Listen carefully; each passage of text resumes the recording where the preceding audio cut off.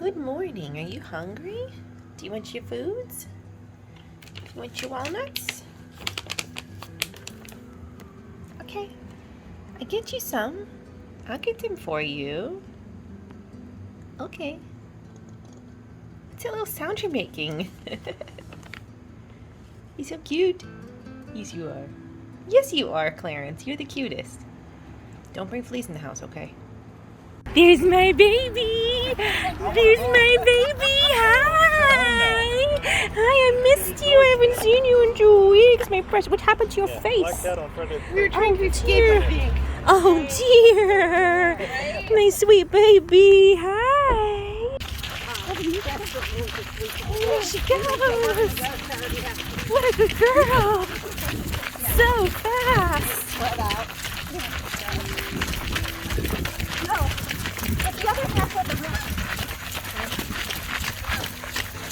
What a good girl! I can't believe how fast you're running! Oh, what? Yay! New one named Shrimpy. I don't know, maybe he's the one over there in the corner. Hi! What are you all up to? Is this being adorable? You're all so cute! Thanks for being adorable. You think it's Shrimpy's this little guy over here in the corner? Oh yeah, because look at his little beard. He's so much smaller than the others. Oh my god, he's so cute! Hi! He's got a little beard. This little goat lives in Lawrenceville.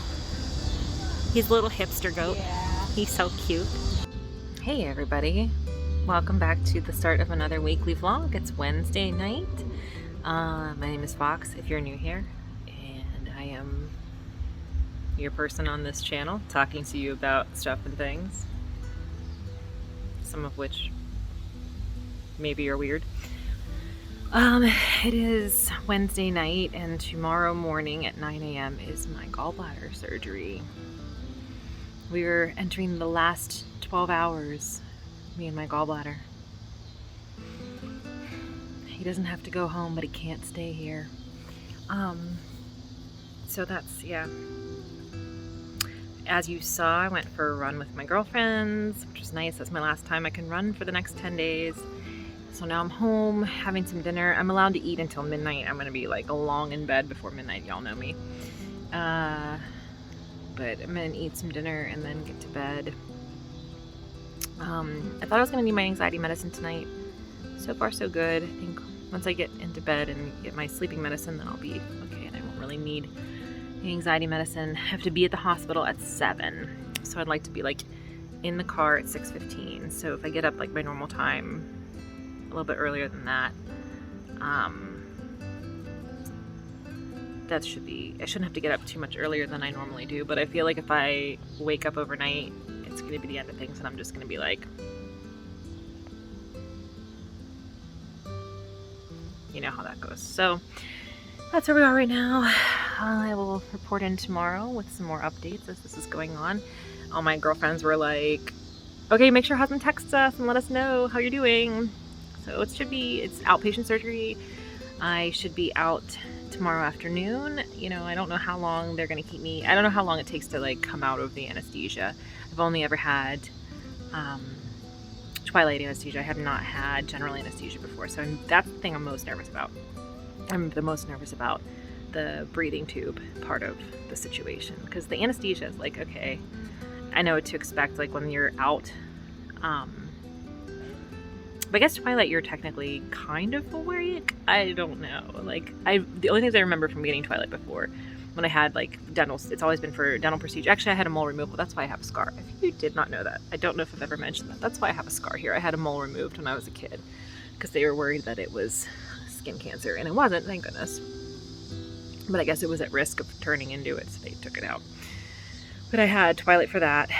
And I had Twilight for my wisdom teeth and also for the dental stuff that I had in December, which you all heard about endlessly. That disaster. But the anesthesia itself was fine. I did really well with that. But twice when I've had, not when I had the mole removal, I was like a kid. I was maybe 10 or something. But both of the dental procedures I did like wake up while it was happening and they were like, give me more. And I was like, oh, okay. I remember that from both of them, but I don't remember anything else. Like I don't remember if I had spooky dreams. Do you have spooky dreams? Do you have spooky dreams whenever you're under anesthesia? I guess we'll find out. I'll report back if I do. If I have any otherworldly experience, y'all are going to hear about it tomorrow. So I'm really nervous. I was doing really well with my anxiety, and now it's really bad. Today was my last day at work. Got a lot done. Didn't get quite as much done as I wanted to get done, but I got a lot done. Good position for when I come back in 10 days. Well, I'll be back 2 weeks from today. Will be my first day back, but 10 days off of work.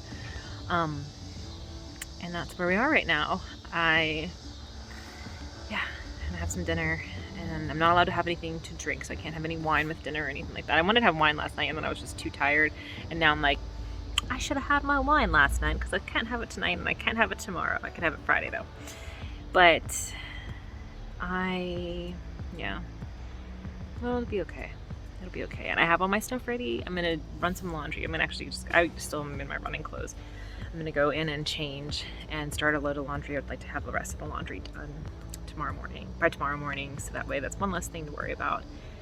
And yeah, Layla is gonna be taking care of me. I'm not allowed to lift her for 4 weeks, but that'll be okay. And I've been talking to my friend Abby all day, and she's been like giving me updates. You can see husband's in there making me dinner. Been talking to Abby all day. She's like, you're gonna be fine. Think of how you're gonna be able to eat food without worrying. Think of how you're not gonna have shoulder pain when you randomly eat. Think of how you're not gonna be living in anxiety like that. And I'm like, yeah, you're right. It's gonna be worth it. But right now it feels very, very scary. Very scary. So that's that. That's the update. And I will kick off this week's vlog here, and you'll get to see what the life of a gallbladderless human is like. Exciting? Are you excited? Are you ready for it? Yeah, this will be what my life is like. And so tonight I'm just having like a chicken patty sandwich. I'm having maybe 20 grams of fat. I can seem to be able to have 20 grams of fat at a meal, like at a meal, and that's okay.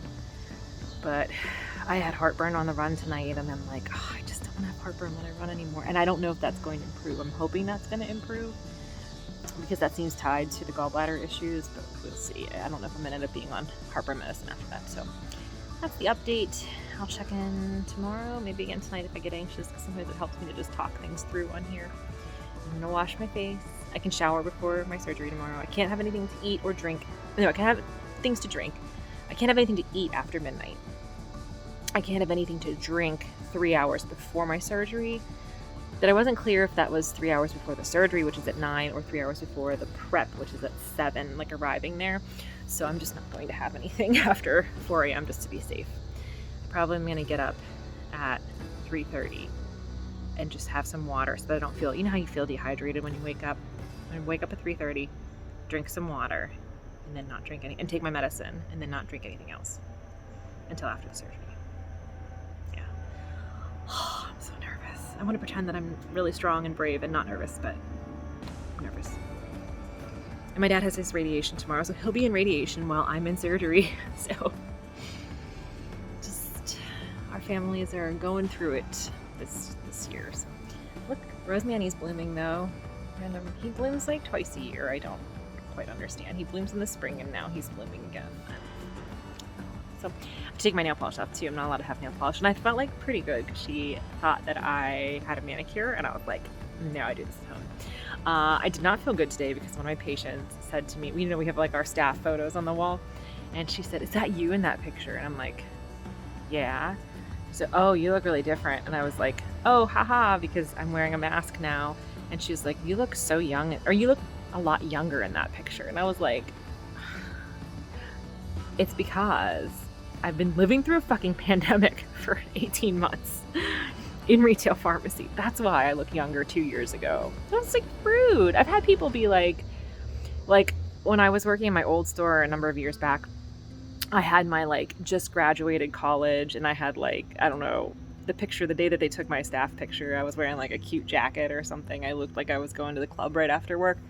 And I had people like several years later say to me like, you look like a baby in that photo. And like, that's okay, because like I did look young, but to say like, you look so much younger in that photo that was taken 2 years ago, and I don't think I look really that much different. Like, I don't know, it's just really rude. So I was not feeling good about myself today, and I should stop sitting like this because this is going to make me look older because I'm squishing my face. Does anybody else do that when you are like looking at yourself in the mirror? You're like, let me see the weirdest face that I can make. That's good stuff. Maybe I'm the only one who does that. But anyway, for reals, I'm gonna stop talking now, and I'm gonna go get changed, start laundry, drink some water, try to relax. Probably gonna watch some TikTok tonight and get ready for bed. Wish me luck, everybody. This is my last 8 p.m. with a gallbladder. It's coming out tomorrow morning. It's just leaving me. It's not me, it's you, gallbladder. I hate to break it to you. But, yeah. Hi, it's Thursday morning. I'm headed to surgery. I'm really nervous. And it's gonna be over before I know it. And I got my pillow to cough, to hold when I cough or go around turns in the car. And I got my stuffed gallbladder for when I don't have a real gallbladder anymore. And it's gonna be okay, but I'm really, really nervous. And yeah, I'll report back after. Yay. Hey everybody, I look really bad, and here is the update, okay? Hold on, I think people are texting me. If I get a zit, I'm gonna fucking riot. As you can hear, my voice is a little bit messed up. That's from the breathing tube, which is kind of what I was worried about. So my throat's a little bit sore, and my voice, it's getting stronger as the day goes on, and I'm drinking more water. It was really like very weak in the morning after the procedure. Okay, let's walk through this. Okay, you can look at my hospital glamour that I have here. I'm actually home. I'm not in the hospital. It's cooler. It's here. They did send me home, so that was the good news. So Layla Grace has taken really good care of me. She has been like, I have, as you can see here, pillow, and I have ice pack right here. I'm laying on my back right now to film this, but I've been laying on my side because that's how I normally sleep, is on the side sleeper. So I've been laying on my side like this, and so she's been just like pushing against this, I guess, to hold it in place. It's very adorable, and I wish I had gotten a picture of it. So I went in this morning, and there was a lot of waiting, asking questions and going through your med list because they want to know what you had the night before they give you anesthesia. I met the anesthesiologist. Her name was Dr. Sabo, and she was so sweet, and she answered all my questions. And I told her, like, you know, I'm very worried about the breathing tube because of all this stuff that I've seen. Like, if you don't want to wear a mask, you're gonna hate a breathing tube. And I'm like, I wore a mask the whole time, so I was afraid of a breathing tube. And she was like, no, that's totally different. She said, you know, that's a situation under duress. That is, you know, a situation where you're in an emergency situation and you cannot breathe on your own. This is an elective surgery where they are choosing to give you this anesthesia and give you that. So she said, you know, you're otherwise a healthy person, so your lungs are using this for this limited situation, and not because you can't breathe on your own and you're, you know, very ill. So that was good.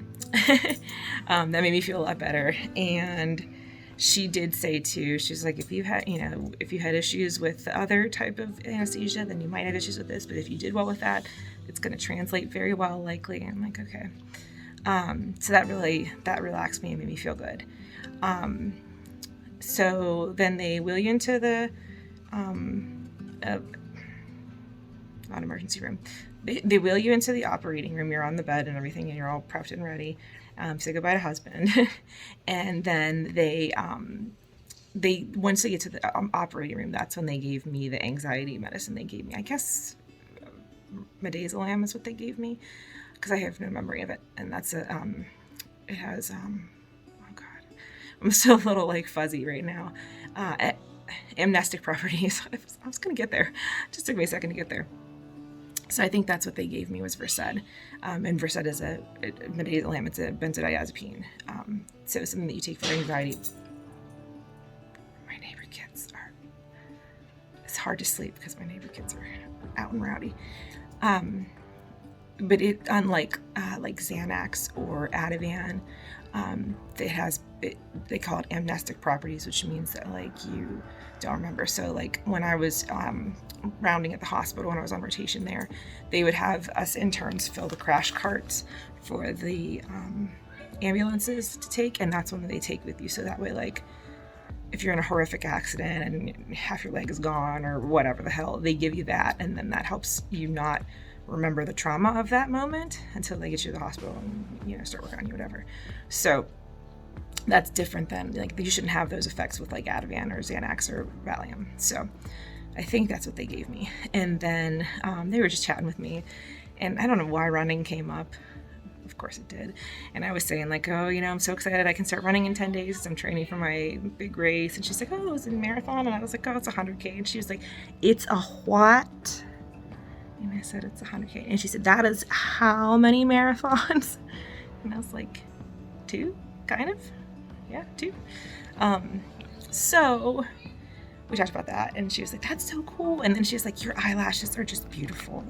Can I ask, are they real? And I was like, hell no, they're not real. I was like, you gotta go see Laura at Copacetic. She's right up the street here, because the hospital I went to is like very close to the salon that I go to for my eyelashes. I was like, here's her name. I'm like telling them all this stuff. And then Dr. Sabo came in, and she's like, okay, we're gonna start your medication, okay? And I'm like, okay. And she's like, I just want you to think of something really relaxing. Think of your favorite place. Think of the beach. And I'm like, thinking of the Salton Sea.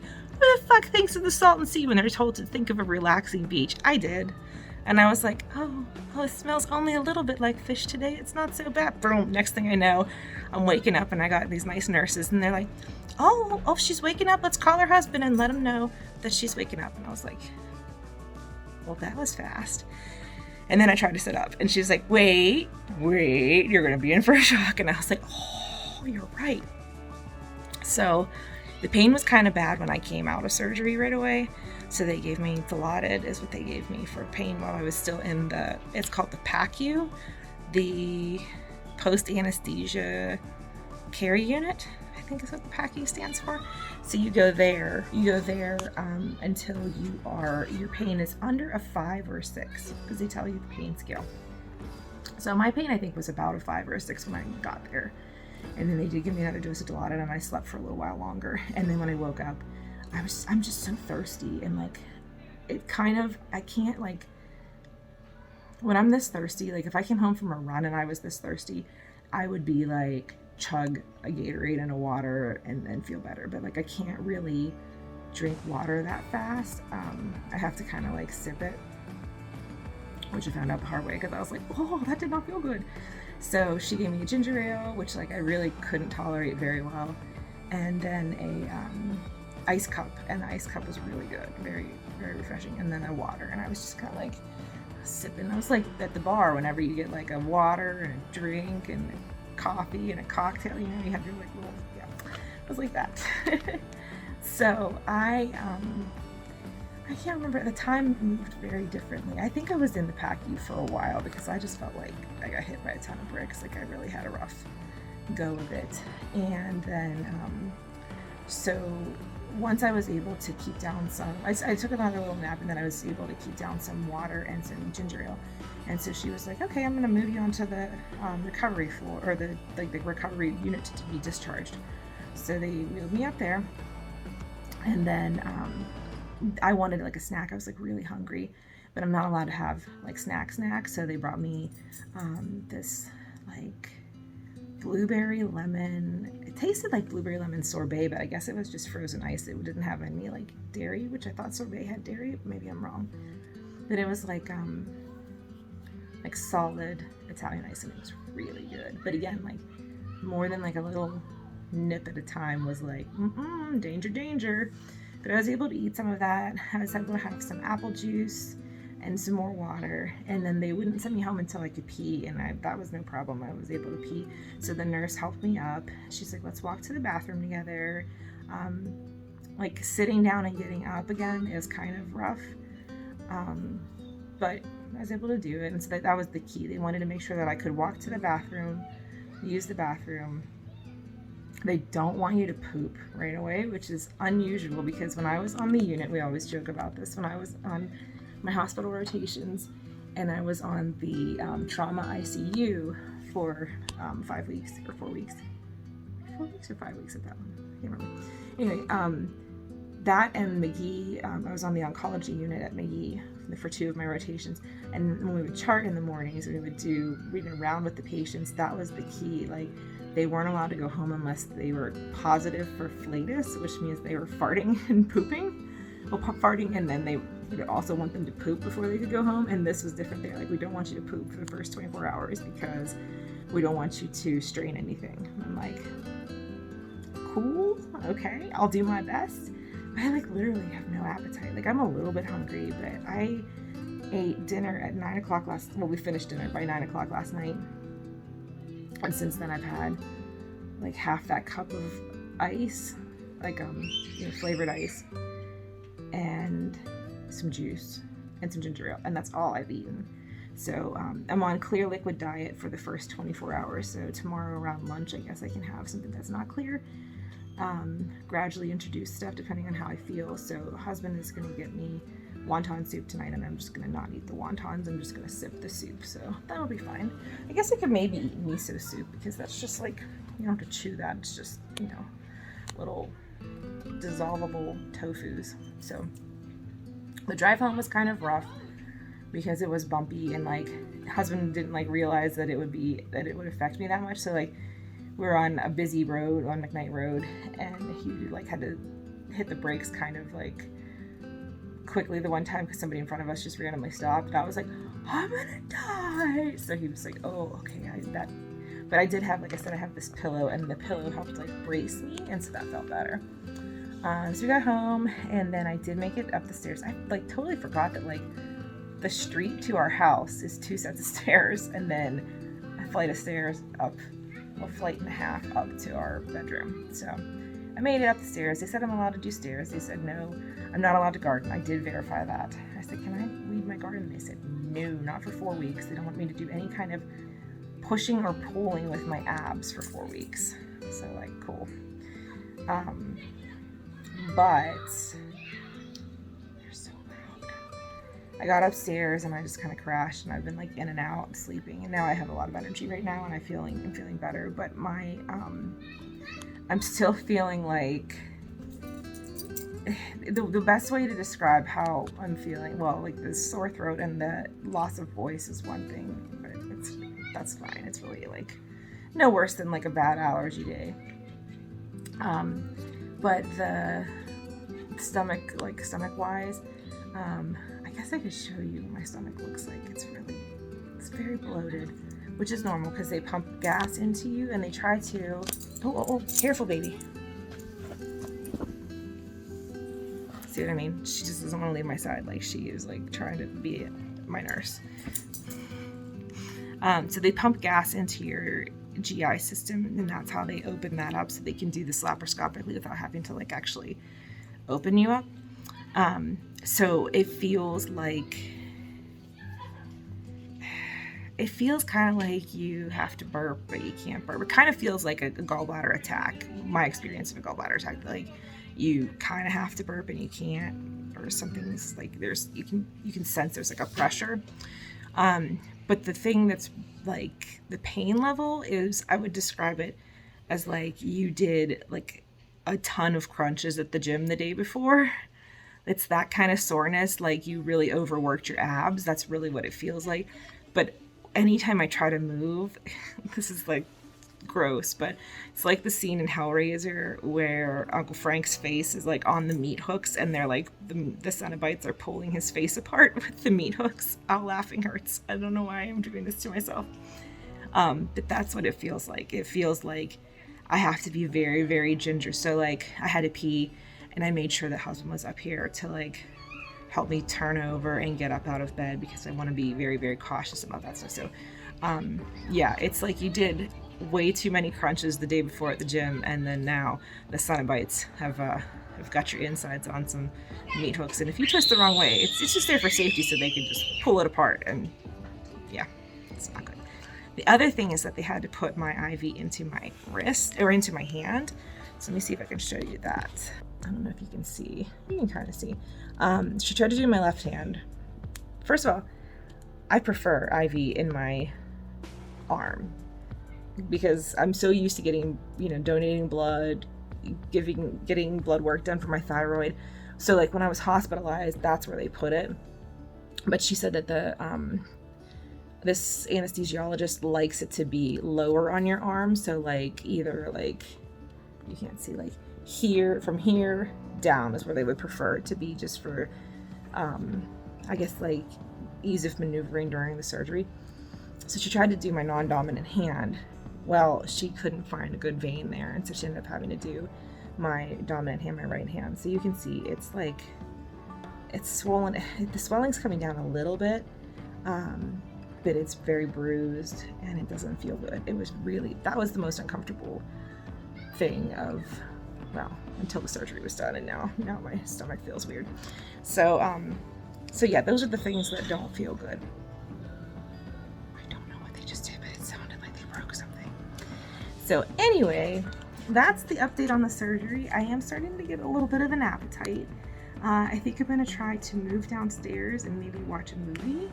I do have my backrest. I have my bed desk if I want to, look at pictures or something, work on pictures, or so I'm getting there, Actually, I feel, considering it's, the evening after surgery, I'm feeling better now. I did take a pain med. What time is it? Let's see, Hatch. What time do you say it is? 6:37. Okay. So it's like 6:40. I took a pain med about 2.5 hours ago. I took it, no, maybe 2 hours ago, 4:30. So that could be part of why I'm starting to feel better. But yeah, I don't like to use pain meds too much because I don't like feeling loopy and drunk. Like if the pain is bad and it will help me sleep at night, and because the pain will go away, then that's okay. But during the day, I'm gonna try to avoid taking it if I can. We'll see. But I did take one today because, just needed to. So that's the update. So feeling pretty good. Dr. Jacob came out and talked to husband and said everything went really well. Do you want to see what my stomach looks like? If you're curious, I have 3 incisions. Let's see. Hold on. You can see. There's the incisions there. So pretty. My stomach's like really swollen and kind of bruised. It's red from the ice pack, the cold ice pack being on it, but I'm super, super bloated, like very, very puffy right now. But they're very small incisions, so, not that I go about like wearing crop tops, but put my stuff back on. Not that I go about really wearing crop tops or bikinis or anything like that, so no one will ever really see it, but if I did, it seems like it's going to be small incisions. So all in all, about as pleased as you can be with having a gallbladder removal. It's just got to take it easy because I feel like things are motion on the ocean of my insides being tugged gently with meat hooks on the sides. So that's that. I'll keep you updating, and I'll see what movie we're going to watch tonight. We might start Loki because we got Disney Plus, and I had to call. I did call and check with my dad. Radiation went okay. It was a longer one this time because they really wanted to make sure that they hit this one hard. So I'm going to call and check on them too and see. He was just really, really tired after it, which happens sometimes. Sometimes radiation can make you really tired. So he was in radiation the same time I was in surgery. So we shall see how he's doing, and I'll give an update on that too. I'm going to be home for 10 days, so all I'm going to be doing is updating my vlog. Well, hello. I just wanted to give the day 2 update. It is Friday around 5:30.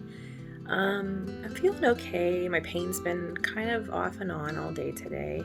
I woke up kind of in a bit of pain, I think because I'm a really restless sleeper. And so I was tossing and turning all night, and the tossing and turning is not really good for the ab situation. But I got up, took my medicine. They did give me pain medicine, so I took my medicine, and then I felt really good. I went outside, had my coffee on the patio. It started to get a little too hot, so I came in, but I've been just kind of, working on pictures and watching TikTok, just kind of relaxing and taking it easy. I did just take a little nap for about 45 minutes. But I'm feeling pretty good. Last night I was able to watch a movie. I was able to like sit up on the couch and watch a movie. We watched the Woodstock 99 documentary. I really recommend it. When I was a kid, Woodstock 94 happened, and I was like obsessed with it because I was like this little, 12-year-old hippie who like wanted to be at the original. I was like obsessed with the original Woodstock, like learning all about it when I was a kid. And I was like, I would have been there, man. That would have been me. I thought I was a hippie. And so I was like obsessed with Woodstock 94, which seemed like a really good time. And it seemed like, maybe not quite as peaceful as the original one, but seemed pretty nice. But 99 was not. And it was really interesting because it was like a commentary about the time, like the era that it was in and how the musicians that were there affected that. So like Limp Bizkit was one of the headliners, and so it was kind of about how like it went from being like folk and rock music to being like a lot of nu metal, and they only had 3 women-run acts. It was Alanis Morissette, who were the other 2? Sheryl Crow and Jewel, and they were the only female-led acts that were there, and everything else is like a lot of like Limp Bizkit and Kid Rock was there, like just bizarre weird shit. And so it was actually like out of control, and it was also the era when like Girls Gone Wild was first coming out. If you remember the commercials that used to play in the late 90s, that I forgot that was that same time. So it was a very interesting commentary about like the shifting of, instead of it being like this peace and love and music festival, it was like exploitation of women, and lots of women were like sexually harassed and molested, and there were rapes and like horrible shit. And part of it was because they had these like testosterone fucking stupid bands there, like Limp Bizkit and Kid Rock. So I highly recommend the documentary if you're interested in music at all, or the 90s, or it was really very well made and a very interesting commentary on, and also some commentary on the people who produced I found out some things that bad things about people who produced the Woodstocks, and some interesting good things about the band Offspring and how progressive they are. And they were what the hell's his name, Dexter, whatever, from the Offspring, was actually like at the concert. He was like, "Stop grabbing women who are trying to crowd surf," and I was like, did not expect that coming from the Offspring, but okay. So we watched that last night because I was like, I don't want to watch anything that's funny because laughing really hurts my incision area. So I didn't want to watch anything that was like a comedy. So my husband was like, well, there's a documentary we have to watch. So we watched that. Tonight, in about half an hour, is the women's marathon. So we're going to watch that for the Olympics. And then tomorrow is the boys marathon at 6 p.m. Both nights, I think, or 5 p.m. and 6 p.m. I don't know. Anyway, going to watch it. So I don't know what else we're going to watch, but I'm feeling up to like sitting up and watching TV. I've been sitting with my bed. You can see my little rest there, and I have my ice pack going here. But I'm feeling, all things considered, I just had major abdominal surgery yesterday, and I feel pretty good, all things considered. I've been able to eat real food today. That's what's really exciting. I didn't want to have too much fat, so I just had egg whites instead of I usually have 1 egg and half a cup of egg whites. I just had a whole cup of egg whites instead. And I had a bagel for breakfast. And then I had cereal with oat milk. That was my first time trying that. It's fine. It's kind of flavorless. I've never tried it before, but like a lot of YouTubers and Instagram people like love it. It was fine. Like I feel like if you can't have dairy milk, it was a good alternative. Like it didn't really like make my cereal bad or anything. It just wasn't quite as good, but it wasn't really that different. And then I did have another bowl of soup because soup has been a pretty safe bet. I had soup last night for dinner. I only ate, I tracked my macros. I only ate 300 calories yesterday, the entire day. Like that was it. And I wasn't like super hungry. I would have thought I would have been like starving, and I was like hungry, but like I wasn't like super hungry. And this morning I woke up really hungry, and I was like, that's a good sign. I always know when I'm hungry, I feel better. But that was the sign that I knew something was wrong when I had my gallbladder attack, because I wasn't hungry. I ran 11 miles and I was like, I don't want to eat. And normally, like when we do those night runs, it's like tradition that we go and get Minios afterwards. It's just the pizza place that's really good up the street here. Like one of the most iconic, famous Pittsburgh pizza places is like right up the street from us. So that's the tradition, is we always go and get a slice of Minios. And then before there was White Claw, there was Rheingeist, which is like a, I guess it's a, is it a hard seltzer? I don't really know. I'll put up on here what it's actually called, but it's a beer company, like a brewery that I can actually tolerate the Rheingeist bubbles. And so I'd get a can of that and like eat pizza and have that in bed after the run. So anyway, husband just got back. He had to go pick up my medicine at the pharmacy.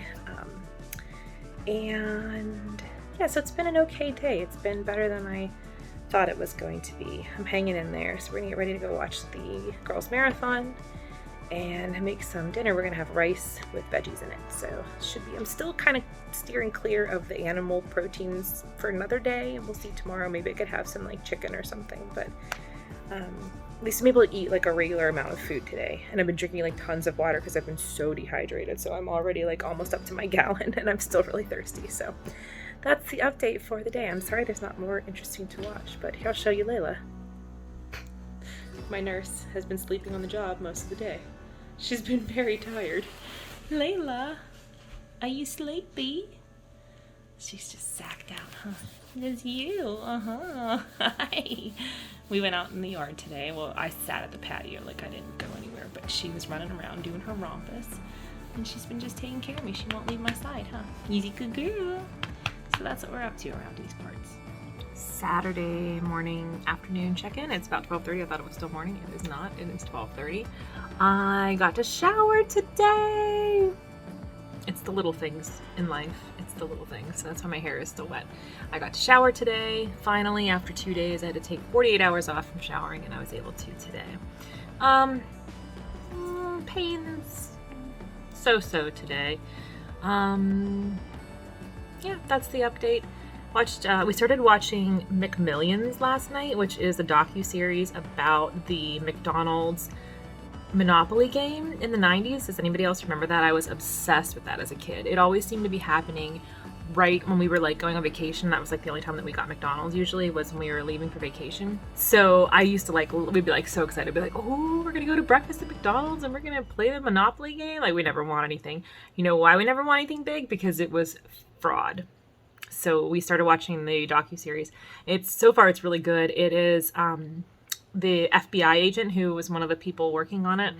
He's like hilarious, like the main FBI agent, and he's very, very funny. And he's like a sassy wholesome. Like he's wholesome, but he's got like a sassy side that he like swears and stuff. So highly recommend so far. We're only on the first episode and it's 4 episodes long. So we watched that last night and we watched some Olympics. I watched the Olympics girls marathon. And that was very exciting. Our American runner, Molly, I can't pronounce her last name. She got the bronze. That was super exciting. It was a very exciting finish too. And the gold and silver were from Kenya. And it was so wicked hot out there. You could tell it was like just ridiculously hot and humid. They actually bumped it up an hour earlier to try to like avoid some of that, but it was still really bad. And it was like nice at the beginning. Like when you watch the Olympic marathons, like the front runners all stay like in a pack together until the last however many, like 6 miles or whatever. And so in the beginning, like they were all like they just run like in this very fast but silent pack. Like you don't see them like talking to each other, which to me it's like what I love about running with my group is like we're just talking the whole time. That makes the run go faster. But they were like, handing water bottles to each other and stuff because it was just like crazy hot out there. So it was really fun to watch, and it was an exciting finish because it came very close for the silver medal, and the woman who won the silver was like I think 6 seconds ahead of Molly from the US who won the bronze. So I'm gonna watch the boys marathon tonight because the girls marathon was Friday and the boys is Saturday. I think that is the last official event. I think they always say that the marathon is the last event of the Olympics. So gonna watch that tonight. I was kind of taking it easy. It's kind of a bummer. Carissa's having a big party at her house tonight, and I would have loved to go. It's a decades party, so you're supposed to dress like your favorite decade, and it would have been a blast, but obviously can't do that. Tomorrow is the last Bach, Beethoven, and brunch of the year, and if I am feeling well enough, I might try to go and sit there tomorrow quietly. We'll see how I'm feeling. If husband will drive me over, because I'm still not supposed to be driving, I think, until Monday. So we'll see, but I am feeling better. I just am still having pain, which is not great. And just kind of feeling still like really bloated. I guess that's gonna go away in a few days, but I'm glad I have some more days off of work because I don't feel like I could stand for 9 hours at a time right now. Definitely not. So I did go for a mile walk last night, so that was nice. We're gonna try to do that again tonight. It might thunderstorm tonight or rain a little bit. We'll see. I'm not sure. So it would be nice to be able to go to Bach, Beethoven, and brunch tomorrow, but I'm not 100% sure if I'll be feeling up to it. Like I said, it's walking distance from our house, and normally when we go to it, I would like to walk to it, but I obviously can't walk that far. I'm trying to avoid walking hills at all. So like when we went for our walk last night, we just did like flat, like half a mile out, half a mile back, flat. Hold on. See, it's like when I try to change positions, that's what ends up hurting. So it's kind of, I have to go very slowly. Sitting to standing, lying down to sitting, those are the hardest things. And I've been waking up with pain in the morning, I think because my pain medicine's worn off by the morning, and then also like just tossing and turning all night, that really does a number on your abs. So husband went to go visit his mom, and he's gonna stop at the grocery store. I'm like really in the mood for peanut butter and jelly sandwich, so I was like, can you get me bread? So he's gonna go get me bread. I think I should be able to eat that. I ate an egg this morning, a regular egg, so integrating a little bit more fat. Last night we were gonna cook, and I just didn't feel up to standing. After coming home from my walk, I didn't feel up to standing longer in the kitchen, so we ended up ordering, I got a mushroom sandwich, and I just got it like with just vegetables on it, with just like, it had spinach and onions and balsamic glaze, and then I had it with like half the bun. So I had a little bit of, because they put the buns in a lot of butter, so day at a time, hanging in there. But that's the update for today, and I'm just gonna be working on some pictures here. I might start working on some scrapbook stuff. Be exciting. I haven't started that yet, and I'm just excited that I was able to shower, because 2 days without showering is like, I haven't been working out like up to my normal,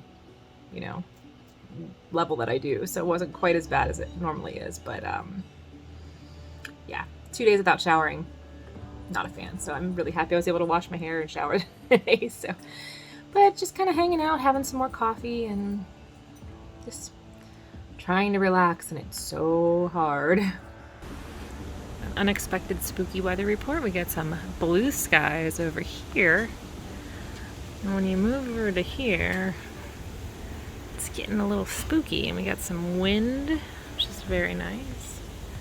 Nice little breeze here, and we've heard a couple rumbles of thunder. I don't know if anything's going to come out of it or not, but it would be nice if it did. My garden really kind of needs it. We were doing really well with watering until Thursday when I had my surgery, and now some things over here are very dry. I really need some more water. We'll get there though. But yeah, we might get a nice little storm, maybe. We'll see. I'm watching the marathon. Not as interesting as the girls' marathon. Not as into it, but still cool. And made some dinner, and just gonna relax because I can't do anything besides relax because I'm recovering from surgery. Here's some nice breeze for you.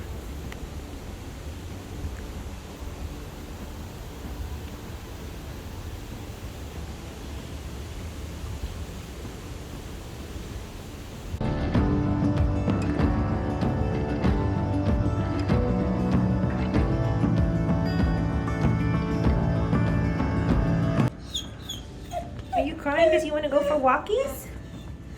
Do you want to go? Okay. Sit.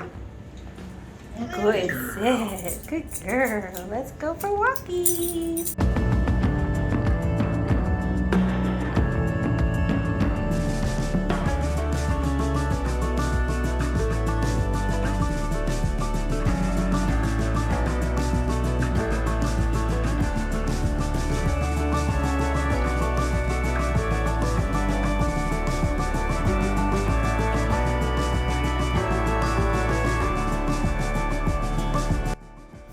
I don't know what's going on out here. They're all gonna fly away. But there's like a whole family of doves that have decided to move in here. Like, I never have birds on my... This is the porch, the front porch roof here that you see. Which really needs to be cleaned off, but like, we gotta hire somebody for that. yeah, I don't know. Look, there's 1, 2, 3, 4 big birds out there. 5. There's a 5th one over here. You can see them. But they had all these little babies with them. There's a baby. Or maybe it's not a baby. Maybe it's a different kind of bird. I'm very confused. I don't know where they're all coming from. But all of a sudden, they've decided this is where they want to hang out. Which is fine, but it's just strange to me. Normally the birds hang out in the back because that's where the bird feeder, well, the bird feeder's down because it's, summer now. I only put it out in the winter and the spring, but so this is the exciting highlights of my life. It's Sunday morning. I'm feeling so-so today, so I'm just hanging out with my bird friends. See those little birds? Are those babies, or are those big birds of a different variety that just decided to hang out with the doves? I don't know. Very, very strange behaviors. I'm used to my squirrels, which I haven't seen Clarence this morning, so I don't know. Look at how cute they are. I don't know if you can even see them. Let's try to zoom in. There they are. Oh, burbs. Hello. I don't know why you've decided to come here, but welcome. Hello. So today on things I'm attempting to do while seated in bed. Hi, you're helping? My gallbladder is like, this is why I was removed, because this is stressing me out. He's just hiding under there. I'm trying to get my Allie Edwards kits in order. Yeah, it's not going well so far. I just started. I just literally took everything out, but what happens is they keep running sales, like really good sales. And so then I'll be like, oh, I'm going to buy some things. And then it's like, if you buy some things, then you have to pay for shipping. But if you buy more things, then you get free shipping. So I'm like, well, I'm going to use them eventually. But everything is in such chaotic order that I can't even begin to scrapbook. So these are the stories by the month kits. So you get one of these a month, right? So yeah, this is, which month is this? It's hard to see. This looks like February. Yeah. But when I started this, I started it, I believe in April of 2020 is when I bought my first kit. So I did digital for January, February, March, I think, of 2020. But maybe I got March, but then I have 2 Februaries. So then how is that possible? But she'll do releases and she'll be like, oh, we had extras, and you can you can't buy the stories of the month unless it comes out in one of their overstock releases or whatever. She and the Gallbladder are done. They're so done right now. They haven't even started and they're so done. So anyway, is one of them the February 2020 kit? And I bought it whenever they were doing a leftover warehouse sale. I don't know. So I've seen some people put so these are journaling cards. I just got these. This is from an old December daily that they had extras of. So this at least I know is December daily. I also bought an extra December daily kit here for this year's December daily, which is in December, months from now. But it was on sale. I have a problem. I have a scrapbooking problem, which I had, and then I stopped scrapbooking for a few years, and then Allie Edwards came into my life, and I'm back to scrapbooking. So anyway, this at least I can put in here and put the December daily stuff all together. But I've seen some people who, these are the sleeves that you get, that you use, and they have stored their cards and everything in these. The stories by the month I want to keep in their little things, but I want to just organize them so I can find each one, right? And then, so I have this right here is this is some ephemera from my life. I was cracking up at this.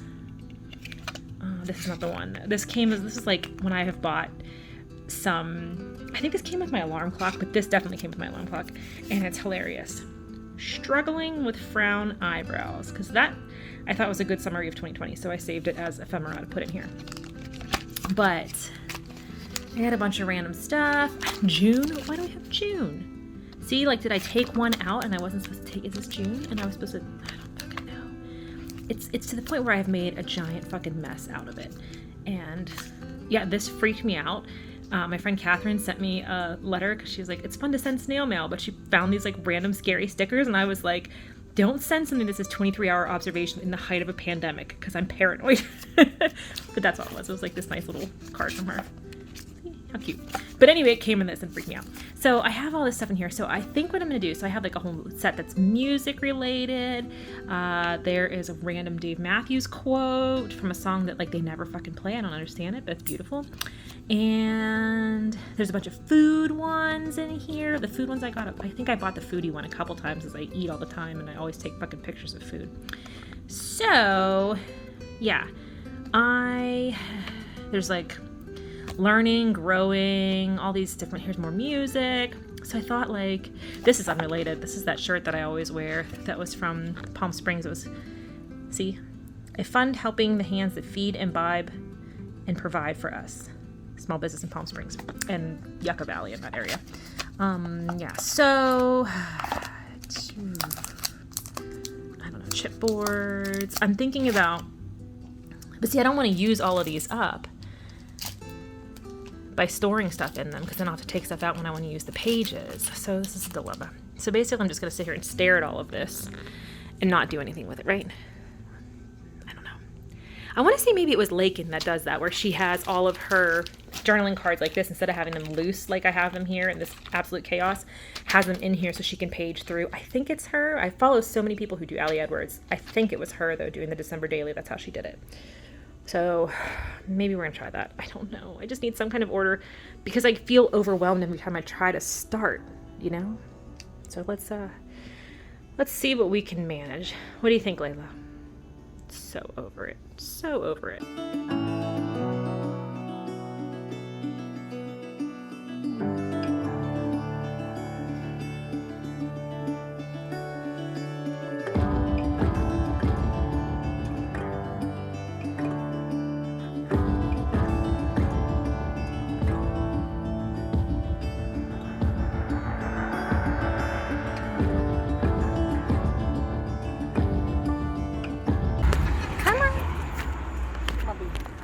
Come on, Layla. Come on. Oh my goodness, you're so cute. You just wagging though? Okay. You want to dance for a second? Come on. Good girl. Good girl. Look at you walking. Walking. Come on. Come on. Good girl. Here she comes. Here she comes. Look at that girl. Here she go. Wow, so fast, right past the sprinkler of doom. You did it. You did it. Good girl. Okay, to update, here is the aftermath of yesterday. It doesn't look much tidier, but it actually is all organized. So these three are chipboard things. I think this is all the travel kit. These two are definitely the travel kit. I don't know where these butterflies came from. So, as I mentioned, a lot of times Allie Edwards will do like mystery chipboard bags or mystery journal cards. So I'll buy that stuff just as extra to have on hand. Because sometimes you'll use the same, you know, like the foodie one, I will use the coffee one. I've already used one. I have another one. Like, I'm going to use the coffee one forever. Like, we always have coffee and I always have pictures of coffee. Travel is the same way. We travel a lot. So these two are definitely travel. I think this was with the travel or the Great Outdoors or something like that. So these are all like chipboards. I just put like most of my chipboards, embellishments and stuff like that. My stories by the month are all in here now, and they're all in chronological order. So the first one is that I have to work on. I got a duplicate of the January 2020, I think because it was like they had a, you know, warehouse sale or whatever. So I got that. But this February 2020 is like the first one that I have to work on, and then straight through till now. So as you can see, this is at capacity, so I'm going to have to work on it. That's going to be my impetus to work on it. And then I put the cards, I did put them in a binder, so I have them here. And like this, I got 2 sets of all of the this is the travel and the Great Outdoors in here. I got 2 sets of all of the journal cards for these.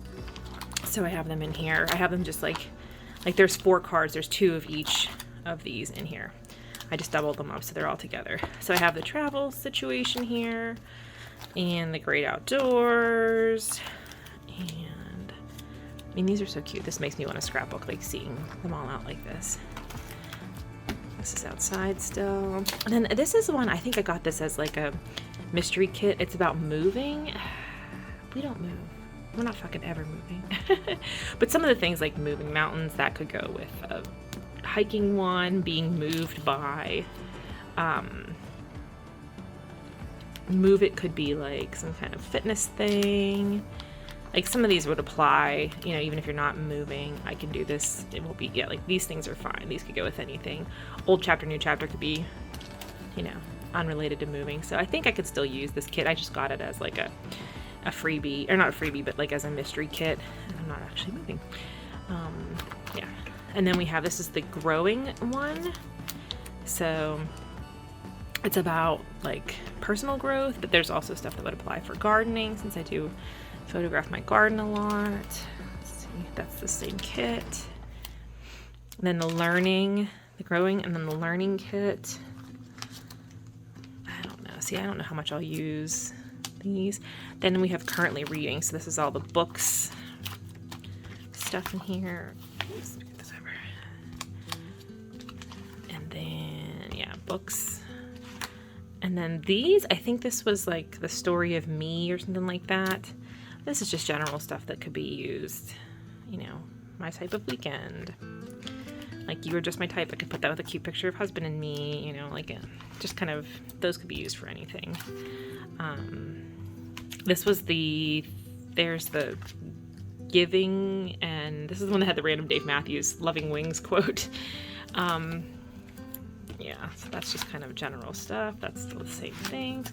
And there was a music one, which is kind of cute. Again, I don't know when I used to take pictures of concerts. I don't really do that anymore, but still be like, we're going to see Dave this month, so when I do my August one, I can put one of these and like pictures of us in the lot, you know. And then the food stuff, I have all the foodie stuff is in the back here. And like I said, I have at least 2 kits of these. I might have actually had a third one. So that's all that I have in here. So I put all of my journal cards, generic journal cards, not stories by the month kit. I wanted to keep the stories by the month kit here because that kind of helps me, like, it's overwhelming to be, you know, when you're doing a trip and scrapbooking, you're just looking at every day of the trip and what you want to share. But when you're doing like a whole month, it's like, oh my God, I take pictures every day of like all kinds of things. You know, what do I want to share? So I think having these is really going to help me like have a little bit more structure to it. So I definitely wanted to keep those. Then my December daily is here. And then this was the box I was keeping everything in, and I'm just putting like some ephemera stuff that, these cards came in one of the food ones, but I don't know where the fuck I'm supposed to put them because the journal cards are all 4x6. Or they're 3x4. Like you can see, and they're all vertical like this, and these are horizontal. Where the fuck are these gonna go? I'm gonna have to, like, if I want to use any of these, like, paste this onto something, which I do. Like when I do I'll show you my December daily video will be coming. I think I'm gonna try to time it around the time that December daily is actually coming. So if people want to like see what it's like, I'll put it out then. I just think should be next month. But I will put in the center of the scrapbook, like, you know, like a card that's not in the sheets here. So, I mean, I could use it for that, but it's just like kind of weird to have a whole set here that's all horizontal when those don't fit any of the pockets. So I don't know. Anyway, I kept those in here for now. And I have some other like ephemera stuff and some stickers helps if I show it to you. Stickers are in here. Stuff that didn't like, I don't know what to do with the embellishments, like where else to put them. I've seen some people have like a toolbox or a caboodle or something like that, but I could do that, but I just don't know where to store it. So now I have to get this all off of my desk so that I can eat my breakfast and do my plan with me and go from there. It's Monday morning and I am feeling kind of better today. The pain is probably the best. Well, it's definitely the best that it's been. I don't know if it's that much better than yesterday, but still hanging in here. I am allowed to drive today if I feel up to it. So, not that I have anywhere to go because I really don't want to do anything. I don't want to be away from the house because my stomach's not 100%, but I can. So that's progress, right? So I'm going to get some breakfast and some coffee and get started on my day. Good morning, everybody. It's Tuesday morning. It's starting to storm a little bit outside, which is really exciting. I was going to go sit outside and work on my bullet journal, and it started thundering. So I guess I'll stay inside, but I have my window open to listen to it. Feeling pain-wise a little better than yesterday. Just really, stomach's not happy with me. It's like my whole digestive system is on strike. So I just ate like vegetable sandwich last night for dinner. Probably had some butter in it because it was from a restaurant. We got takeout from Dive. But it was just like grilled portobellas, roasted red peppers, spinach, and I think onions was on the sandwich. So I just had that, and I had some sweet potato tots because those are pretty, they're not like super fried the way that regular tots are. I don't know. So, and I only ate half the sandwich, so I kind of took it easy last night, but stomach does not like me right now. So I guess we'll get there. They said that, like I said, 2 weeks to really get your stomach to remember how things work.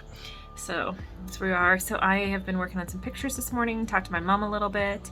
We're waiting to see what's going on with Dad. He got some test results yesterday. So it looks like he has a bleed somewhere in his intestine situation, his GI system. It's not a good time for GI systems right now. Yeah, so we're waiting to hear. I think they're going to send him for an endoscopy. He was supposed to go for one yesterday and he refused it for some reason. We're not clear on what happened there.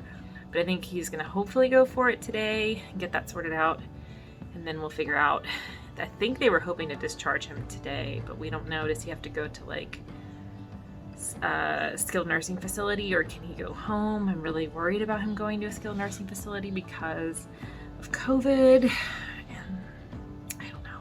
With him being immunocompromised, he might not have as strong of an immune response to the vaccine. We don't know what his immune response to the vaccine was. Did he still have antibodies? I don't know. A good friend of mine, her grandma lives in an assisted living facility or nursing home. I don't know what level of nursing, there's different levels of nursing. I don't know what level of nursing Mabel is at, but she's 95 and she actually got COVID. One of the staff, I guess, got COVID and brought it in. I don't know. So some of the residents did get it, but she lived because she was vaccinated and she made it through, thank goodness, but it was really scary. So I'm not super, and that just happened like 2 weeks ago, so I'm not super excited about the thought of Dad having to go to a nursing facility right now, but I don't know. I don't know if he's well enough to go home. And like I said, if I go over there to help out, if something happens and he falls, I can't help with that. I can't lift. So I can't help lift him, but I can move around a little bit and do some stuff around the house, if they need me to help out a little bit. So I'm going to try to do laundry today. I don't know if I have the ab strength for that.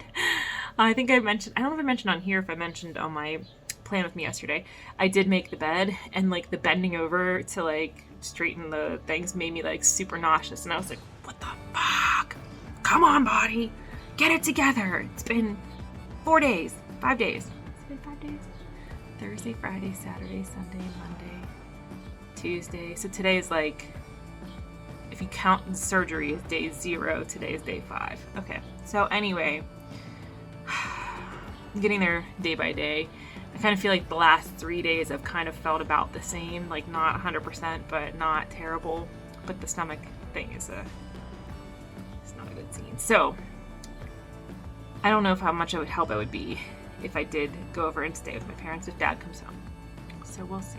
I can't believe he's still like hanging in there through all this. This is so much. And he's just, well, okay, what's next? What do we do next? And I just wanted to be able to be home. It's just rough right now. So it's not actually raining. I don't know what's going on. I thought it was going to start pouring when I heard that thunder. But I'm going to get some more coffee. And today I'm actually going to work on my scrapbook. That was on my list for this morning to do that. I didn't end up doing yesterday. By the time I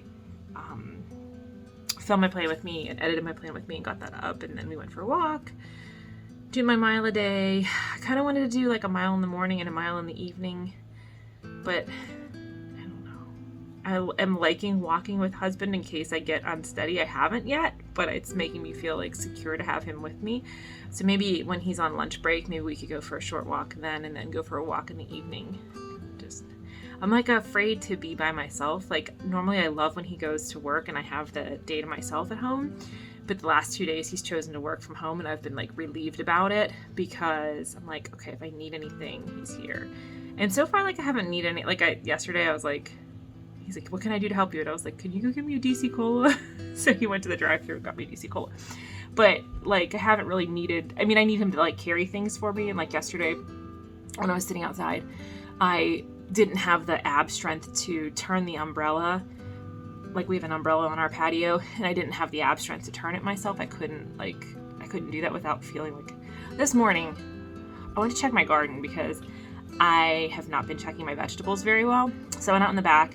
My peppers are coming in. I actually had one pepper that I think is ready to go, and then a bunch of them will be ready in the next like few days, maybe by the weekend. So I have some jalapenos and one, it's a big chubby one, not poblano, the chubby round little one is what it is. Anyway, those will be ready I think by the weekend, but I have no zucchinis, none. But you know what I have? A lot of things that have been chewed off. So husband saw a groundhog out in the garden last week and I have never seen one out there, but I think he's been crawling under the hole in the fence. We have not a hole, but like a gap in the fence that our neighbor's dog dug because Penny and Layla were trying to play together, and so Penny dug a hole under our fence and they have like blocked it up with bricks on their side, but there's still like a little bit of a gap, so I think maybe he came in that way. And anyway, I'm assuming that is the culprit because we don't have deer because we have a fenced yard, but we do have rabbits, and the rabbits never mess with my vegetables. They don't really mess with anything, actually. It's the squirrels, and then in the front yard, the deer will get stuff in the front yard. But I guess it's this groundhog, and yeah, every single one of my zucchini plants, zucchini, squash, and eggplants have been like neatly bitten off, and I was like... But I went out there and I was like, oh, there's like a couple weeds that I can see, like it was blocking my view of a pepper. And I went to pull it and I was like, you're not allowed to do this. I could immediately feel like, no, danger, don't. Even just like one little weed just takes a lot of like abstract that you don't know you have. So you don't know that you need. You don't like think of needing abs to do gardening. So I'm gonna get some more coffee, take it day by day, take care of myself and rest. Just starting to get a little bit stir crazy, but not too bad. I've had enough quiet time things to keep myself busy. So I guess the storm passed us over and I'm kind of bummed about that. We might get more of this later today, and then today through Thursday we might be getting storms, so that'll be exciting. I'll keep you posted.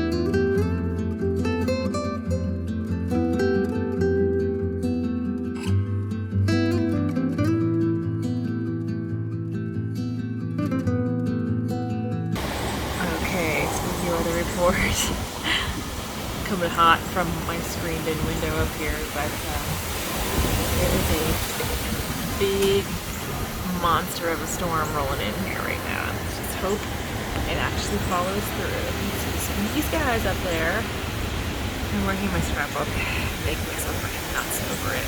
I need a better, a better layout program for the lettering I'm doing, but whoa. That just blew a bunch of dust into my eyeballs. Exciting. So I'm just hoping that this nice little storm hits and doesn't just pass us over this time, because we could use some rain and some thunder. I don't know if everybody agrees that we could use some thunder. But, my baby girl, is it spooky out? I keep you safe. I promise. Hello everybody. Update. We got a little storm. It's still kind of going. I'll take it. I'm happy with it. I'm working on my scrapbook finally, and I'm just having a struggle right now because I think, well, let me take, this is in the thing, let me take it out and see if that makes a difference. I just don't think the colors are the right level of vibrancy. Doesn't that look really dull? So I thought, it's been like 2 months since I used my printer. And I read that I have the Epson PictureMate 400, which I love. I really do love it, but this just doesn't look like vibrant enough. So I thought, since it's been 2 months, I've heard that with this printer, sometimes if you don't use it like a couple times a week, it will dry up. So I was like, oh, I don't want to replace this and waste a new ink, but I did it, and I'm still not happy with it. So I did, here's 2 I printed. I can't even tell which one was the first one. They don't look any different to me. I don't know. I don't know. I don't know what to do. So I'm going to, I guess I'm going to try to look up some troubleshooting stuff, and maybe there's something in Photoshop that I could change. I just thought I had it on like regular settings in Photoshop, so I don't know. It's like hard proofing, it says. It's not like it's saying, you know, that I'm doing like a draft of it or anything. And maybe I'm just imagining, but I think what I'm going to do, I know I printed a bunch of stuff on in my December daily, so I think I'm going to print, don't mind the pictures that are going in here are from our Arnold Schwarzenegger movie night where husband posed like, I don't think I was vlogging yet whenever I did that. Maybe I was. Maybe you saw this already. Yeah, I think actually it was.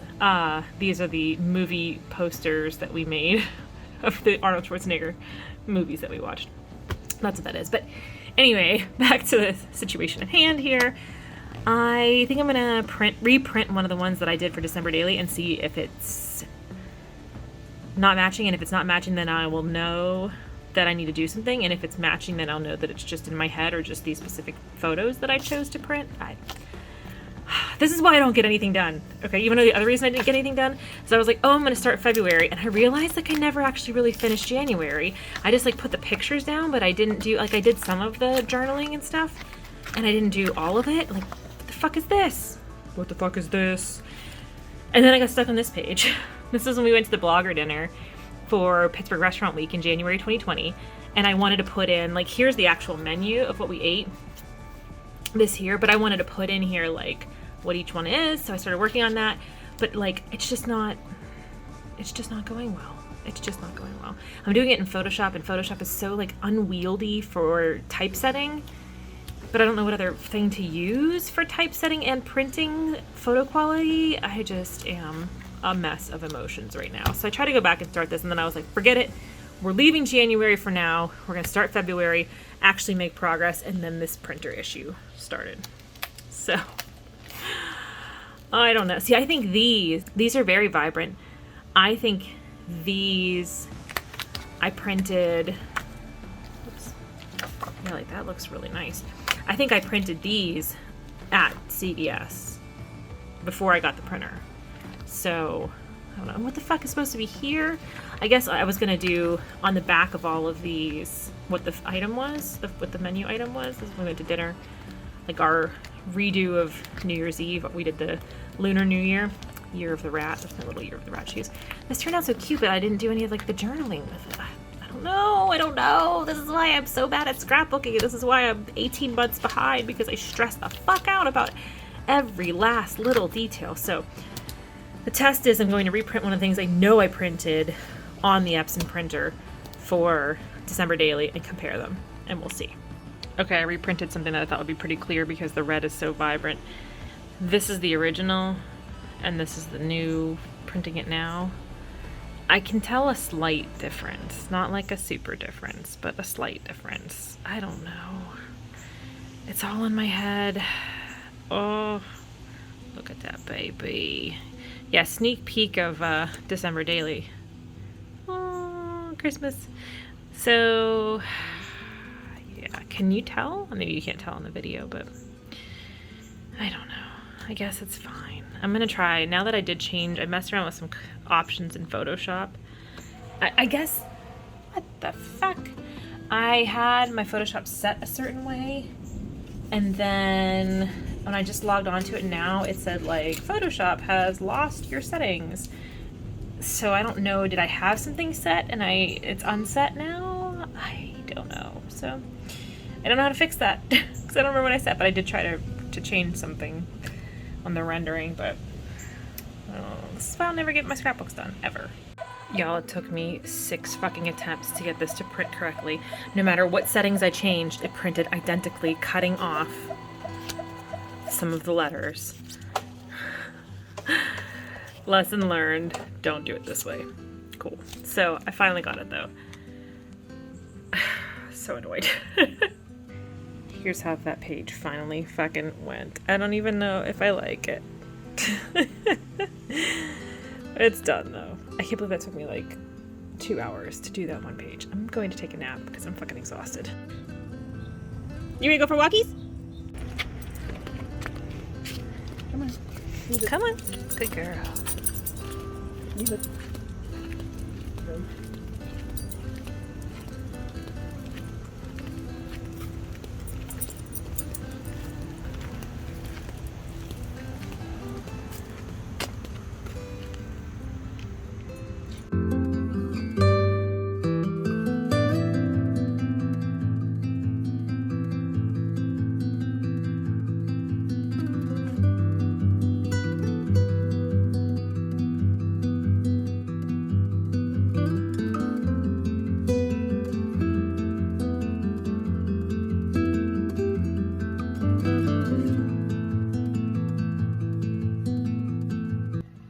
Hey everybody, it's Wednesday morning, about 11:15.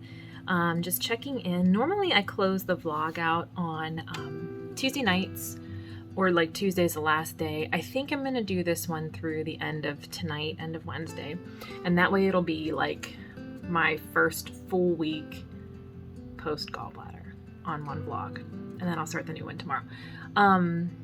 Today is probably the best day that I have felt. Still a little, you learn things like, okay, that was not good. Like I was like, I am going to tidy up the living room because we've been like watching movies every night. So I was like, I'm going to tidy the living room. Like I haven't been putting the pillows and stuff away, and I was able to do it, but by the end of it, it was making me feel a little like weird. It wasn't like lifting anything. It didn't involve any kind of heavy lifting or moving or anything like that. It was just like arranging pillows and blankets and putting things away. So I was able to do that, but it was like I could feel it in my abs. Like you can feel things in your abs that you took for granted. You used your abs prior to this. So, but so far so good. I am cleared to drive as of Monday. I was allowed to drive as of Monday if I was feeling up to it. I am going to drive for the first time. I'm going to go and visit my dad at the hospital today. He had his procedure this morning. He had his endoscopy. He just got back from it. So I'm going to go over now and try to beat rush hour traffic coming home.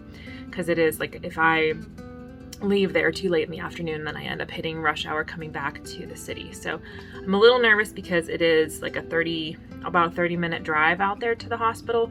That's also where my surgeon is, and I have to go out there in 2 days anyway on Friday to go for my follow-up with my surgeon. So we'll see how this goes. I'm a little bit nervous about it. They said like as long as you can twist and turn and like hit the brakes if you need to hit the brakes suddenly. And like the hit the brakes suddenly thing, that has not been a problem for me since the beginning. But the twisting and turning, like to look in your mirrors and look like as you're merging, that took a couple days to really feel fully comfortable doing those things. So I think that's why they wanted me to like wait until Monday. And also like I was supposed to be like 24 hours off of pain medicine, which I think I still ended up having to use pain medicine on Monday. I can't remember now. This is why I record every day, so I can remember how far I've come. But I definitely didn't have any yesterday, and I definitely have not had any yet today, so that's fine. I can't remember if Sunday or Monday was the last day that I needed it. I know Monday was a bad pain day for me, for sure, but I can't remember if I took medicine or not, or if I was just like, I have to tough it out because it'll help my stomach problems to not take it. I can't remember. Anyway, it's irrelevant. It's days later now, but so I'm going to head over, visit with my dad for a little bit, see how he's doing. We're trying to determine what he's going to do next. Is he going to go able to go home, or is he going to have to go into like some kind of nursing level facility? But we don't know yet. And yeah, that's the update for today. Today is the best day that I have felt so far, which I mean, it should be because I'm almost a week out from surgery. But I guess today is like, if surgery was day 1, today is day 7. if surgery was day 0, tomorrow is day 7. So I don't know how you count those things. But anyway, yeah, I'm gonna head over, see my dad, and see how I do driving. I mean, if I get on the highway and I don't feel right, and I can always just take that next exit and come back, and it's okay. But I'm gonna try to do this. I'm very nervous about this. I don't know why I'm nervous. And husband was like, well, if you plan it around my lunch break, I can like drive you out, but he can't come in to see my dad, so he'd have to sit and wait in the car. And I'm like, I can do this. I know I can do this. Okay. And I really am on my last, well, it's still like got a lot in it. You can see this is my last wood wick, and you know I'm obsessed and I need to have a wood wick going like at all times. So I do need to stop at Kohl's like this week and get more, because I get very nervous whenever I have the last thing, like something that I use all the time, like my wood wick candles, or like any of my planner supplies. I always have to have at least one backup, and shampoo, things that I use all the time. I always have to have at least one backup. And this is my last candle. So this week I definitely need to get more, but I don't know if I can get like 2. I think I could safely, how much do these weigh? Not too much. I can, look, see, I twisted, see, I twisted, and this didn't feel weird. I mean, it felt, I wouldn't say it didn't feel weird, but it didn't feel bad. So anyway, I could probably get at least 2 of these. If y'all ever see me at Kohl's, I mean, I film my Kohl's shopping trips sometimes, but I never actually like film me struggling to carry things, because I can't, because my hands are completely full of candles and nonsense bullshit. But I think I could definitely get 2 of these, maybe 3 of these would be my limit for carrying. So maybe I'll stop on my way home. Maybe I'll stop and get a DC Cola on my way home. We'll see. Baby steps, Fox. Don't push it. Just do little bits. Hey everybody, it's Fox. I don't know where this video is gonna go, but I thought it was important to film it right now. I just talked to my mom. My dad's oncologist was in case this goes on the next week's video, which it might. He is in the hospital right now. He's been having, sorry, between like crying right now and like I felt like ever since I had my surgery last week, I can't like fully project my voice. I don't know if my diaphragm is all scrunched up with new gallbladder rerouting or what, but yeah, so I'm sorry I'm not projecting very well. So anyway, Dad is in the hospital. He's been having some issues with his platelets just tanking. We don't really know why. He did have some radiation and we think that could be it. So anyway, he's got like no strength at all. I was there with him today at the hospital, and the physical therapists came in and they did try to get him to walk, but he couldn't even like get out of the room. He's really, really weak right now. They're going to do a blood transfusion and give him a pint of whole blood tonight too, and see if that helps with some energy. But he's basically like been in the hospital or been, he was home for like that week when I was staying over there with them before my surgery. He's been, not very active at all and not able to be active. So it's hard to tell. But in any case, the oncologist came in, they did an endoscopy today, and they didn't see any signs of anything, nefarious in the endoscopy, which would be good because that means there's not like a tumor that's new or anything like that.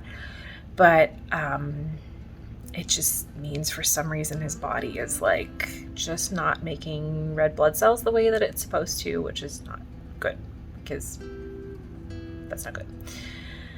So the plan right now is to move him home tomorrow. They're going to get a hospital bed as we don't think he can do stairs, and they have a 2-story house. So we're going to get a hospital bed on the ground floor. I'm going to go stay with them. There's not a whole lot I can do in terms of helping because I'm not allowed to lift. So I don't know what this is going to look like. I don't know. But, he told the oncologist that he wants to keep trying things, and he's like hoping he's going to get strong enough for chemo, and I just don't see it happening. And his oncologist was like, well, let's give it, we have 1 more week that we can put off the chemo, and we'll see a week from today, if you're feeling better. But he's concerned, and my mom and I are also concerned at this point that the chemo would take more out of him than it would help at this point.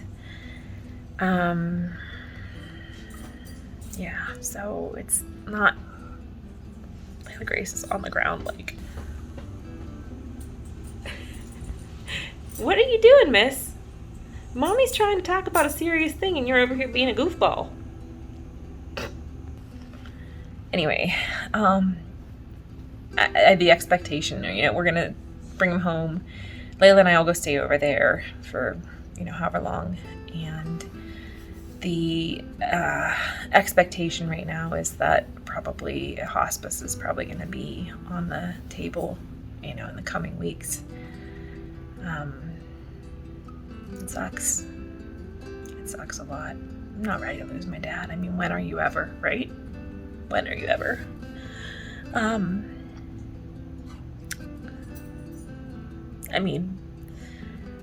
If y'all have been following the channel for a while, I have been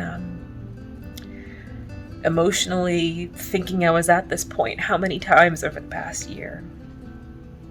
When he first got diagnosed last year, I didn't think he was gonna make it to my birthday. Layla, she's worried about me. She's been like sitting right here. She just got off the bed a little bit ago, but she's been like right by my side. I wish I had better news, and they were like, oh, it's hard to tell right now why is he's not really able to walk. And is it just because for almost a month straight he's been basically bedridden? Is it the cancer? I mean, his liver and his lungs, the primary tumor is the lung, and then the main site of metastases was the liver, and those all look fine. Like they're all stable. And the last CT scan he had a couple weeks ago showed even shrinkage from between that and the previous one. Like it shrunk the chemo, or the chemo shrunk the cancer more.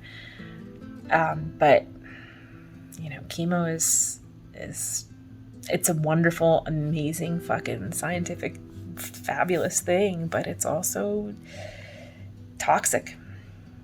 And that's why the chemo that he was on originally back in the fall last year, well, the late summer and fall last year, they have limits on that. So they do only 4 to 6 treatments of it. That's the platinum-based chemo.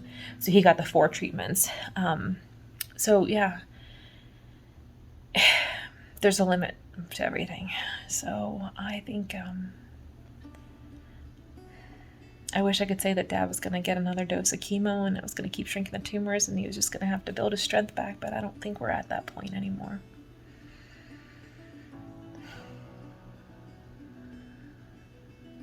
So, I don't know. I don't know what happens next. I do know that I think it's important to talk about this, and I think it's important to document as this goes on my emotions over it, because I think that we need to talk about this stuff. We need to not shy away from our grief. I haven't told anybody yet. I told husband, obviously, and I told a couple of my girlfriends, and that's it. I didn't, people have been asking me on Instagram. I've been posting updates about my dad ever since he was diagnosed. I haven't posted any updates yet. I don't know what I'm going to update, but I did talk to a couple of my friends and let them know what's going on. And that's where we are. So it really sucks. We're going to just, Layla and I will go stay there, and on the weekends, husband can come stay too, and we'll see what happens. My parents' anniversary, it'll be 47 years is on Tuesday. So hopefully he's still with us for that. That'll be nice. have their anniversary. And we just take it one day at a time and see, you know. I do think it's likely that he'll do a little bit better once he's at home, because the hospital's just like really draining to him. He doesn't get good quality sleep there, and you know, it's possible he will bounce back a little bit, but I don't see him getting strong enough to do chemo. The chemo, so he's on second line chemo. If you are new here and you don't know what the story, he had a good response to the first type of chemo back last year when he was first diagnosed, and then in January the cancer returned, and he was started on second line, which is now a treatment called lurbinectedin or Zepzelca. It's brand new. It just came out and was on the market about a year and a half ago at this point, maybe like earlier in 2020. It started really taking traction in the summer of 2020. It was like in clinical trials and stuff before that. And so the median time of response is 5 months. And so he started it January 28th. So he's had over 6 months. So he's already beat and he, like I said, he's having, the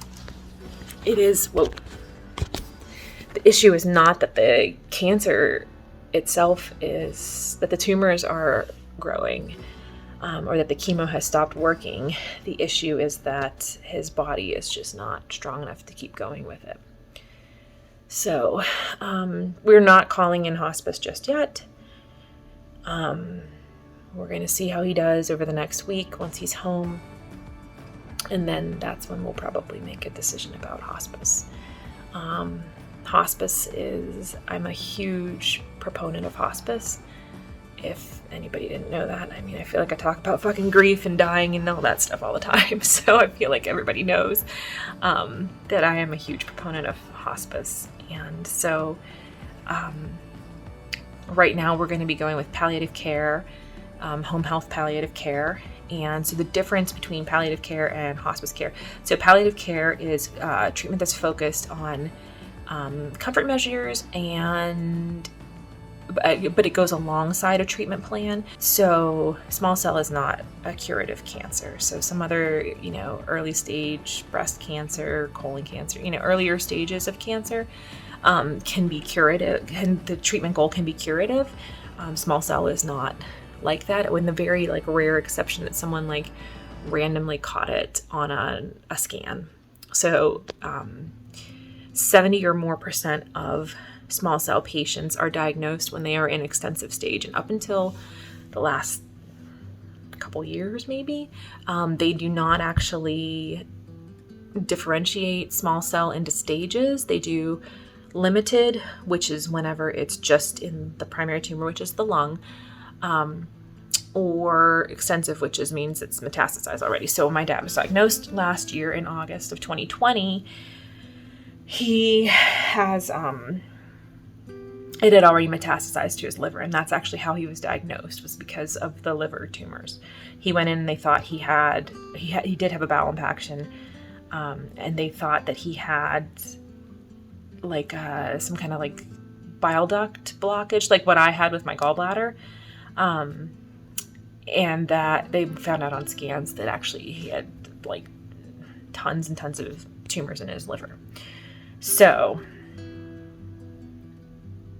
at that point, when he was diagnosed, and when the majority of small cell patients are diagnosed, treatment is palliative, and it is not curative. It is to give you as much time and as much quality time as possible, but the goal is never to cure it, because it's just not that. It's such an aggressive cancer, and it's so far advanced. A lot of people don't even make it through the initial rounds of chemo. They're not even strong enough to do the original chemo. A friend of ours actually just lost her mom a couple weeks ago to small cell, and she was diagnosed in May this year.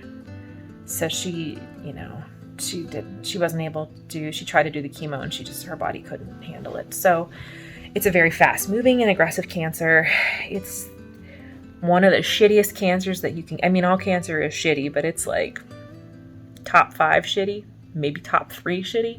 It's bad news. At least in adults, I don't know. I'm sure in kids there are worse things, because I've heard of some very fast-moving brain cancers in kids, but small cell loves to go to the liver. It loves to go to the brain. And my dad has had it in both, and he also has it in his bones now as well. So he was diagnosed, went through his original chemo back in the fall, late summer and early fall of 2020. He was doing really, really well. And then in January, he started to not feel well, and he was having a lot of shoulder pain and pain on his side of his chest. Upon scans, follow-up scans, they found that the cancer had returned. So that's when he started on the second-line chemo of lurbinectedin or Zepzelca. So it's been, I don't know.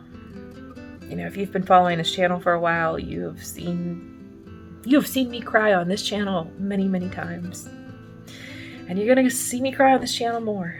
So he's going to be sent home with palliative care, home nursing.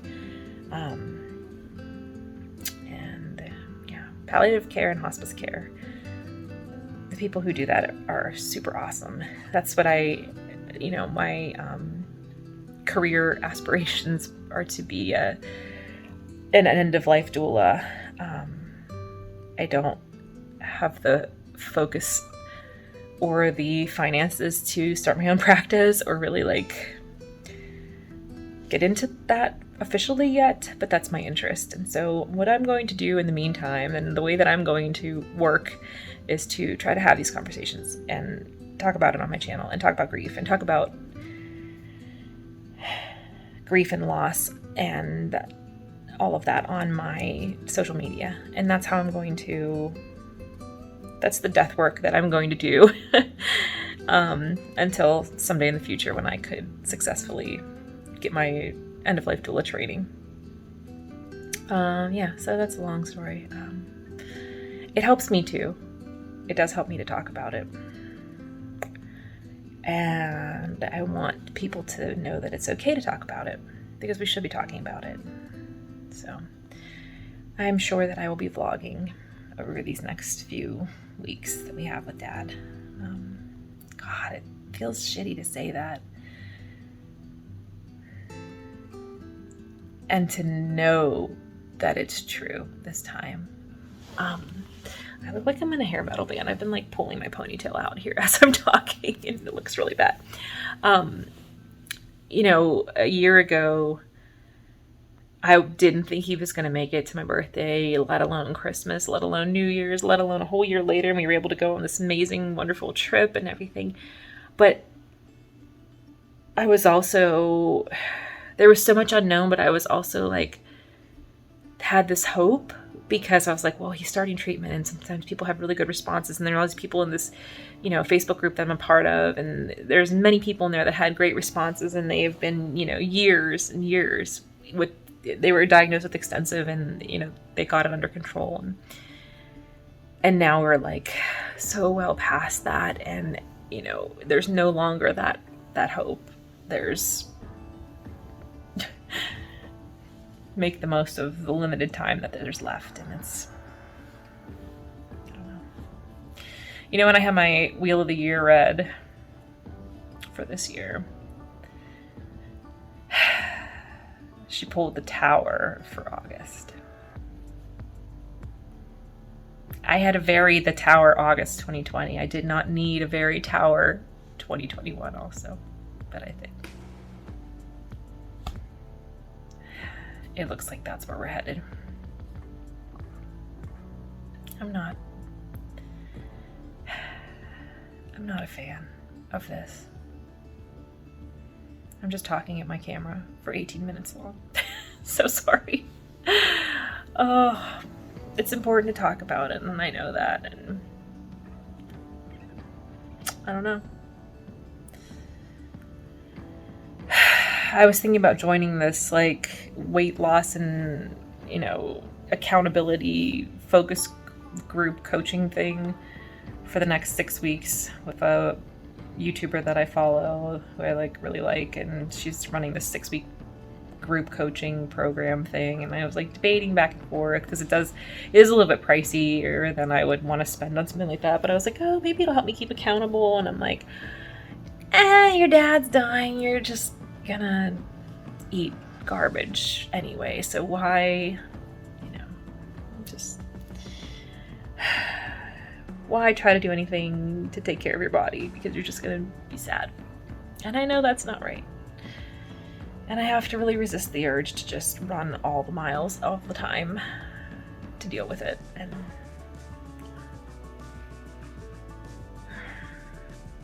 it's not gonna be a pleasant time around here. There's gonna be pleasant moments though. I think we still have a few more pleasant moments to have. I hope. I hope Dad has some more energy when he comes home tomorrow. But I don't know. We'll see. Anyway, I'm gonna sign off from this portion of the video right now. We're gonna go for our nightly walk, and I gotta eat something because I'm starving. And yeah, thanks for listening to me. And if you are going through something like this and you want to talk, you tell me, okay? And we'll talk about it. I might not get back to you immediately, but I'll get back to you and we'll talk about it, okay? Promise. We went for our walk and I was like, I'm feeling well enough to go a little bit further. Let's go 1.5 miles instead of just 1 mile. And now we would have been home, but we're not home. And it looks like it's gonna really storm. And I saw some lightning. And I don't feel very optimistic about this. Okay, it is Wednesday night. I'm closing out this week's vlog here. I hope you have enjoyed me taking you through the first week of life without a gallbladder.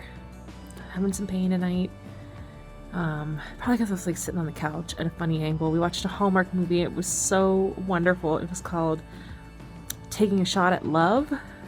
And I taped it back in January and just never got around to watching it until tonight. And it's Luke McFarlane, and I don't remember the female lead's name. But she is a ballet teacher, former principal ballerina, and he is a hockey player for the Rangers. And I'm like, how the hell did they get like all this Rangers licensed stuff? I don't know. Candace Cameron Bure is married to Pavel Bure, who is retired NHL player. I don't think he ever played for the Rangers. I thought he played for Calgary or the Panthers. I can't think of this right now. I used to know this. But anyway, so they must have some kind of NHL contract. I don't understand. But it was like all officially licensed Rangers stuff. It was pretty cool. But it was so cute. I just loved it. And I haven't watched a Hallmark movie in like months, and I really needed that. So we got some bad news about my dad tonight. He's not doing so hot. He's going to come home from the hospital tomorrow, so Layla and I will be staying with him. I already filmed a little bit of an explanation, but I'll put that on next week's video. We'll be going over to stay with them for the foreseeable future, and still have a lot to do tomorrow to get ready for that. But yeah, it's been a kind of crazy night, but I'm so glad we watched that movie. It was so freaking cute. I just loved it. I was so happy. They were so perfect. The chemistry was so real. I love it. It was like dance and hockey, like two of my favorite things in the whole wide world. So it was really good. So just trying to hang in there. I am laying on my gallbladder pillow right now because I'm a side sleeper. I've had to sleep with a pillow like under my stomach and leg so that nothing like just hangs there while I'm sleeping. I know it sounds weird, but that's what I'm doing right now. So anyway, closing out the vlog here. Thank you so much for watching. I hope that if you are going through or about to go through gallbladder removal, that watching this week's video helped you be like, okay, I can do it. Like, it's manageable. And yeah, subscribe if you're new here. I publish at least 2 videos a week. And as always, my humans, I love you. Please take care of yourselves and take care of each other. And I will see you in my next video.